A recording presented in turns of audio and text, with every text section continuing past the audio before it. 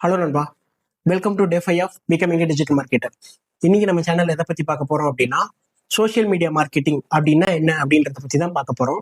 இந்த social media marketing அப்படின்னா என்னன்னு பார்த்தீங்கன்னா, நம்ம டெய்லி யூஸ் பண்ணக்கூடிய ஃபேஸ்புக், இன்ஸ்டாகிராம்லலாம் நீங்க பார்க்கக்கூடிய பிசினஸ் ப்ரொமோஷன்ஸ் தான் சோஷியல் மீடியா மார்க்கெட்டிங்.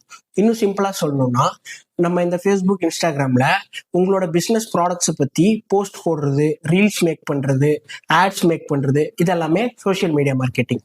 இந்த சோஷியல் மீடியா மார்க்கெட்டிங் நம்ம எந்த பிளாட்ஃபார்ம்லாம் யூஸ் பண்றோம் அப்படின்னு பார்த்தீங்கன்னா, Facebook, Instagram, Twitter, WhatsApp, LinkedIn, இன்னும் நிறைய பிளாட்ஃபார்ம்ஸ்ல நம்ம இதை வந்து பண்றோம். சரி, இந்த சோஷியல் மீடியால என்னோட பிசினஸை பத்தி ப்ரொமோஷன் பண்றது மூலியமா எனக்கு என்ன பெனிஃபிட் அப்படின்னு கேட்டீங்கன்னா, சோஷியல் மீடியால உங்களோட பிசினஸை ப்ரொமோஷன் பண்ணும்போது கஸ்டமர்ஸ் உங்க ப்ராடக்டை ரிப்பீட்டடா பார்ப்பாங்க. ஸோ தட் அவங்களுக்கு உங்க பிராண்ட் மேல ஒரு ட்ரஸ்ட் பில்ட் ஆகும்.